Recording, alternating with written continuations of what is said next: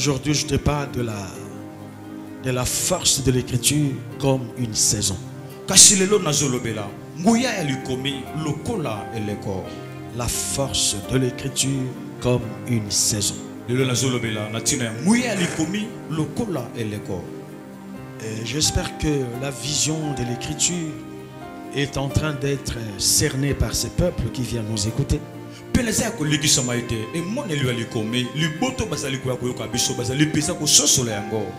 te demanderai de bien me suivre, parce que nous allons expliquer les choses selon ce que nous avons reçu de Dieu. Amen. Amen. Je dis la force de l'écriture comme une saison. Qu'est-ce qu'on appelle saison? Naturellement, c'est-à-dire à la manière des hommes.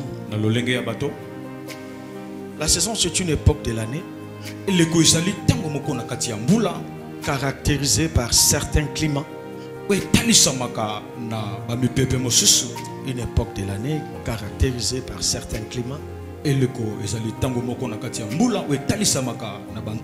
et par l'état de la végétation. C'est ainsi que chez nous on parle de deux saisons.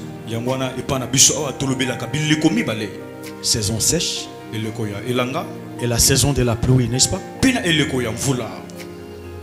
Mais quand vous allez en Europe, il y en a 4. Il y a le printemps, il y a l'automne, il y a l'été et il y a l'hiver. Différemment de l'Afrique. Amen. Amen. Mais dans les domaines spirituels, dans la dimension de l'esprit, qu'est-ce qu'on appelle saison? Tu vas écrire ceci. La saison, c'est un temps où Dieu opère dans votre vie selon son dessein ou son plan divin. Je dis, c'est un temps où Dieu opère dans votre vie selon son dessein ou son plan divin. Deuxièmement, je peux dire, la saison, c'est le temps d'accomplissement de ce que Dieu avait arrêté dans le monde spirituel.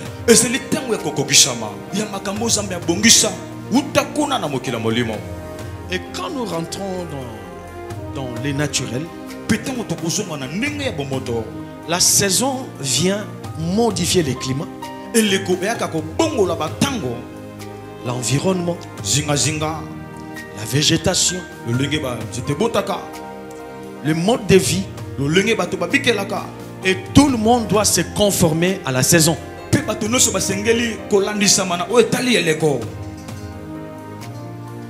Ça vient modifier les choses. Si nous parlons de l'Afrique, vous allez remarquer que pendant la saison des pluies, les feuilles sont comment? Vertes. Donc ça modifie la végétation. Et pendant la saison sèche, les feuilles sont sèches et ça tombe. En Europe encore c'est flagrant. Pendant l'été, vous allez voir des villes devenir sales. Il y a des feuilles partout. Et curieusement on les ramasse même pas. C'est peine perdue. On attend que quand ça sera l'automne, parce que juste après l'été c'est l'automne, c'est alors qu'on vient faire la salubrité dans la vie. Donc ça vient modifier même les modes de vie, même en termes d'accoutrement. Quand vous êtes en Europe par exemple et que vous êtes en été et vous tendez vers l'automne, parce que dans l'automne il fait froid, Vous verrez qu'il y a le soleil, mais mélangé du froid. Et les habitués me disaient, pasteur, couvre-toi. Moi je leur dis, mais il fait chaud. Ils me disent, couvre-toi. Parce que si tu ne te couvres pas, tu vas faire la fièvre. Ne suis pas le soleil là. Tu vois, dans ces soleils, il y a du froid. C'est l'automne qui annonce déjà ses couleurs. Voilà pourquoi je disais, ça vient modifier notre mode de vie. Ça c'est à la manière des hommes. Alléluia. Amen. Et tu dois comprendre une chose. Dans la saison, il y a la force de l'écriture. Selon que Dieu l'avait arrêté depuis les temps anciens. Dans chaque saison, il y a la force de l'écriture. Lisons le livre de Genèse 1 verset 14. Tu vas comprendre pourquoi je dis que dans chaque saison il y a la force de l'écriture.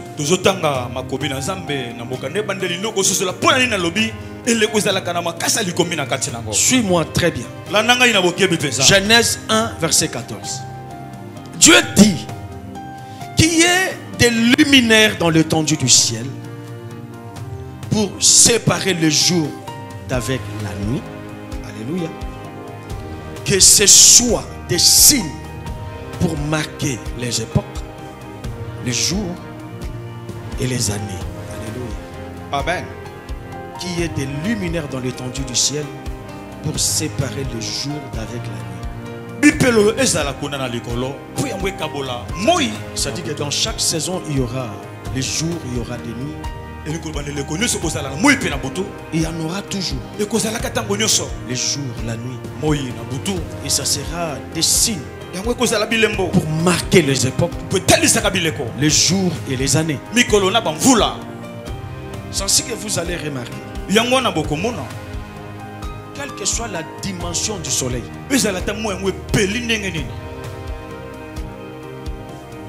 quel que soit son éclat, quand il est 17h, 18h, qu'est-ce qui se passe? Le soleil est obligé d'aller se coucher malgré son éclat pour laisser la place à la lune. C'est ça l'écriture alpha. C'est ce que Dieu avait établi. Et même la nature est obligée de respecter ce que Dieu avait dit, ce que Dieu avait arrêté. Alléluia. Amen. Chaque créature respecte la loi de la nature, que moi j'appelle la force de l'écriture. J'en suis que vous allez voir dans ce que Dieu a créé. Même l'océan dans toute sa splendeur. Il y a des limites établies par lui-même, Yahweh Adonai.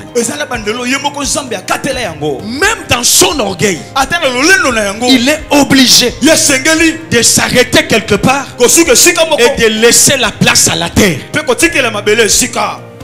Alléluia. Alléluia. Amen.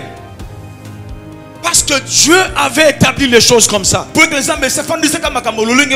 soleil et la lune, la même chose. Même s'il y a des moments où nous vivons des perturbations. Quand on parle de la tsunami par exemple, où on voit les eaux dépasser leurs limites jusqu'à faire des dégâts. Mais ça ne sera que éphémère. Ça ne restera pas comme ça d'éternité en éternité. Jusqu'à un certain moment, les choses reviendront en ordre à cause de l'écriture alpha. Est-ce que moi je m'adresse à quelqu'un? Écrit chaque saison est unique et offre des éléments environnementaux essentiels à la vie et à la croissance. Et spirituellement, dans chaque génération, Dieu envoie des gens avec des signes, avec des visions, avec des opérations, avec des messages particuliers pour son peuple. Et c'est au peuple de comprendre les temps. À chaque génération, Dieu envoie des gens. Ils viendront avec un message, avec une vision, avec une sorte d'opération de Dieu. Et c'est au peuple de comprendre les temps. Vous savez, même au temps d'Israël, il y avait Moïse. Mais ce n'est pas tout le monde qui avait cru à Moïse. Est-ce que vous le savez? Même quand on parlait de l'Exode, vous savez qu'il y avait des Juifs qui étaient restés. Est-ce que vous le savez? Il y a des Juifs qui étaient restés. Beaucoup plus ceux qui étaient sortis de la lignée de Joseph et des filles de Pharaon. La plupart d'entre eux étaient restés. Et Israël était parti. C'était une saison que le peuple était obligé de suivre. Mais qu'est-ce qui va se passer dans la suite? Ce n'est pas écrit dans la Bible. Mais l'histoire le prouve. Qu'il y avait certains qui étaient restés. Et après que les armées de Pharaon furent terrassés dans la mer, ce gens-là étaient recherchés. Ils étaient recherchés. Et ce sont eux qui ont longé le fleuve Nil. Et on les appelle les Nilotiques. C'est-à-dire les Éthiopiens, les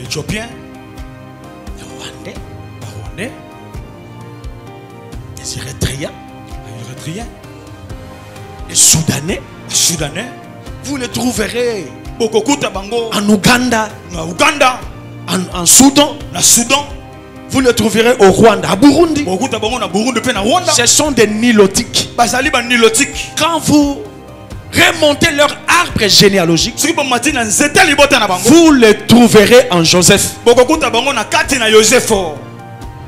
C'est ainsi qu'en Éthiopie, il y a un peuple, une race qu'on appelle les Falasha. Renseignez-vous. Il y a une race qu'on appelle les Falasha. On les reçoit en Israël comme des Juifs. Parce qu'on dit que ce sont les fils de Joseph. Moi je te dis que dans chaque saison, il y a des gens que Dieu envoie. Et c'est au peuple de comprendre les messages, de comprendre la vision et de s'adapter à la nouvelle saison. Ils ont le livre des Juges. Juges 13 verset 1. J'aimerais faire cette lecture avec toi parce que je sais que beaucoup de chrétiens ne lisent pas la parole de Dieu.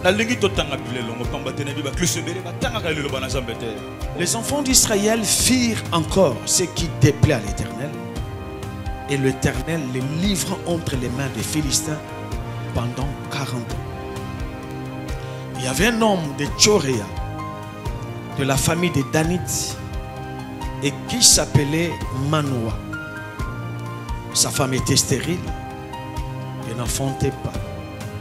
Un ange de l'Éternel apparut à la femme et lui dit: voici, tu es stérile, tu n'as point d'enfant, tu deviendras enceinte et tu enfanteras un fils. Maintenant, prends bien garde, ne bois ni vin ni liqueur forte et ne mange rien d'impur, car tu vas devenir enceinte et tu enfanteras un fils. Le rasoir ne passera point sur sa tête, parce que cet enfant sera consacré à Dieu. Comment? Dès le ventre de sa mère. Et ce sera lui qui commencera à délivrer Israël de la main des Philistins. La femme alla dire à son mari: un homme de Dieu est venu vers moi, et il avait l'aspect d'un ange de Dieu. un aspect redoutable. Je ne lui ai pas demandé d'où il était. Il ne m'a pas fait connaître son nom. Mais il m'a dit, tu vas devenir enceinte et tu enfanteras un fils.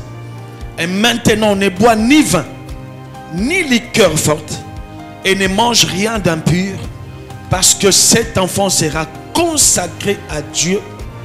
Écoutez, dès le ventre de sa mère jusqu'au jour de sa mort. Amen.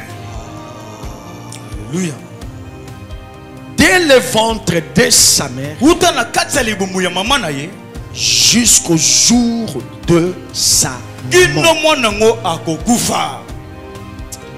Alléluia. Amen. Manoach fit cette prière à l'Éternel. Ah Seigneur, que l'homme de Dieu que tu as envoyé vienne encore vers nous, qui nous enseigne ce que nous devons faire pour l'enfant qui naîtra.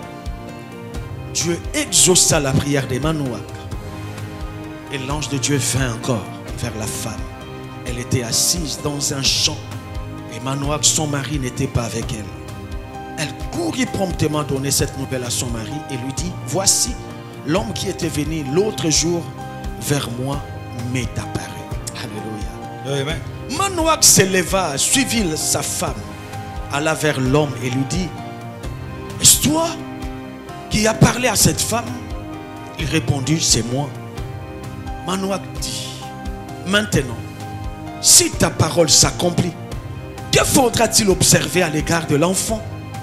Et qui aura-t-il à faire? L'ange de l'Éternel répondit à Manoach, la femme s'abstiendra de tout ce que je lui ai dit. Elle ne goûtera donc qu'un produit de la vigne. Elle ne boira ni vin ni liqueur forte. Elle ne mangera rien d'impur. Elle observera tout ce que je lui ai prescrit. Manoach dit à l'ange de l'Éternel, permets-nous de te retenir et de t'apprêter un chevreau. L'ange de l'Éternel répondit à Manoach, quand tu me retiendras, je ne mangerai pas de ton mets. Mais si tu veux faire un holocauste, tu offriras à l'Éternel. Manoach ne savait point que ce fut un ange de Yahweh Adonai. Alléluia. Et Manoach dit à l'ange de l'Éternel, quel est ton nom, afin que nous te rendions gloire quand ta parole s'accomplira? L'ange de l'Éternel lui répondit, pourquoi demandes-tu mon nom? Il est merveilleux. Alléluia. Amen. Parce que tout ce qu'il fait est merveilleux. Manoach prit le chevreau et l'offrande. Il fit un sacrifice à l'Éternel sur le rocher. Il opéra un prodige pendant que Manoach et sa femme regardaient, comme la flamme montait de dessus de l'autel vers le ciel. L'ange de l'Éternel monta dans la flamme de l'autel. À cette vue, Manoach et sa femme tombèrent la face contre terre. C'est-à-dire, ils se prosternèrent devant l'ange de l'Éternel. Alors que nous savons tous qu'on ne peut pas se prosterner devant un ange. Donc cet ange-là, ce n'était pas un ange. C'était lui-même Yahweh Adonai. Dans la dispensation d'un ange. Suis-moi très bien. La Bible dit premièrement, l'enfant sera consacré dès le ventre de sa maman. Cela veut dire quoi? Cet enfant avait reçu l'appel depuis le ventre de sa maman. Quand la Bible parle de la consécration, cela veut dire que l'enfant sera mis à part depuis le ventre de sa maman. Cela veut dire encore, cet enfant ne sera pas comme tous les autres enfants. Il sera différent. Ça sera un enfant à part. Je peux le dire autrement. Les autres enfants vous appartiendront. Mais cet enfant sera à moi. Alléluia, Église. Deuxièmement, la Bible dit, ce sera lui qui commencera à délivrer Israël de la main de Philistins. Dieu n'appelle pas sans donner la vision, sans en donner la mission. Quand il appelle, il donne la vision et il donne aussi une mission. Et l'appel est lié à une mission. Et ici, Dieu détermine la mission de l'enfant. Il n'était qu'un enfant, mais il avait déjà une mission de la part de Dieu. C'est ça ta vie. Regarde-moi bien, je dis c'est ta vie. Je suis venu te réveiller pour que tu cesses de considérer ta vie comme un hasard. Tu n'es pas monsieur tout le monde. Tu n'es pas madame tout le monde. Tout enfant de Dieu a une mission à accomplir sur la terre. Réveille-toi un peu. Ne te considère pas comme toute autre personne. Tu es unique à ton genre. Tu es particulier. Alléluia. Regarde la manière dont tu me regardes. Tu ne crois même pas en toi. Tellement bankoko sur les communes de Marako shooté. Bitumba tellement leki. Même ce que je suis en train de dire, ah, pasteur Marami aujourd'hui. Moi, je te dis que toi, tu es particulier. Tu sais pourquoi? Parce que ton histoire avec Dieu ne commence pas sur la terre. Ton histoire avec Dieu a commencé depuis le ciel, depuis l'éternité. Ta venue sur la terre n'est pas un fait du hasard. Non. La famille là, c'est Dieu qui l'avait choisi. Malgré tout ce qui s'y trouve, c'est Dieu qui avait voulu que tu naisses dans cette famille. Quelle que soit les souffrances, quelle que soit la pauvreté, ne sois pas aveuglé. Tu n'es pas n'importe qui. Alléluia. Mais la Bible est claire. Quand la Bible parle de Samson, n'est-ce pas que c'est toi? Qu'est-ce que dit la Bible? Ce que j'avais connu d'avance, qu'est-ce que j'ai fait? Je les ai prédestinés. Je les avais connus et je les avais prédestinés. Et ceux que j'ai prédestinés, comme Samson, je les ai appelés. Alléluia. C'est-à-dire l'appel de Samson n'a pas commencé dans le ventre de sa maman, mais c'était depuis l'éternité. Et ce jour-là, Dieu était venu confirmer la mission. Mais la chose avait commencé depuis l'éternité. Mais c'est ton histoire. Alléluia. Alléluia.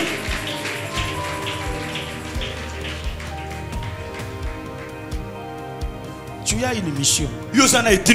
Tu sais, quand tu montes dans la dimension spirituelle, de chercher Dieu sérieusement, c'est alors que Dieu va te révéler ta mission. Même pourquoi tu es né dans cette famille-là, tout ce que Dieu fait, c'est à dessein.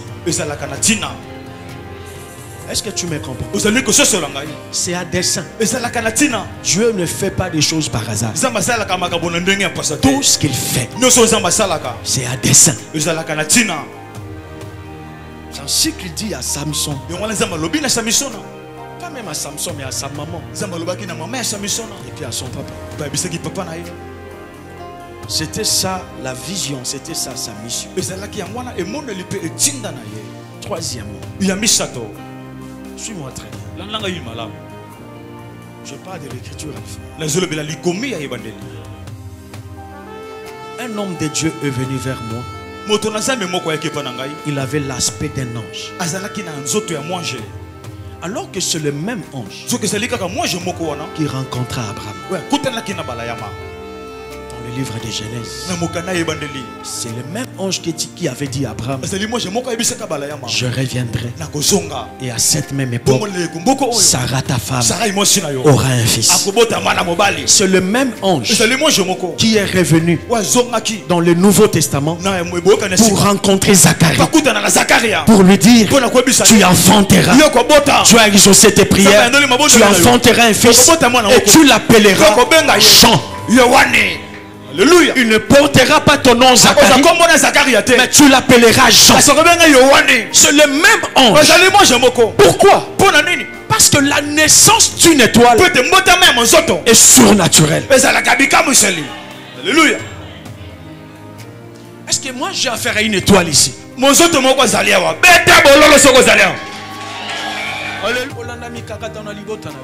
Alléluia. Yo oza moto alolenge nyonso tote. Nzamba yebi yo.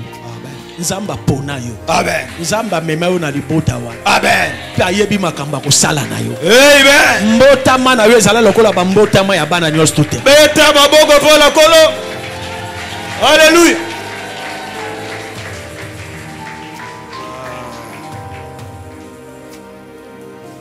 Quatrièmement, il dit cet enfant sera consacré à l'Éternel jusqu'au jour de sa mort.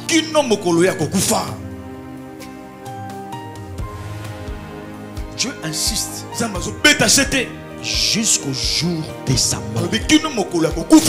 C'est-à-dire akokufa mo bakolami. Amen. Alléluia. Cela veut dire quoi? Que Dieu ne se répand pas de ses dons et de ses grâces. Quand il donne, jusqu'au jour de sa mort. C'est ainsi qu'Élisée, il était mort, mais avec son onction, on est venu jeter un cadavre et le cadavre est revenu à la vie, afin que s'accomplisse jusqu'au jour de sa mort. Alléluia.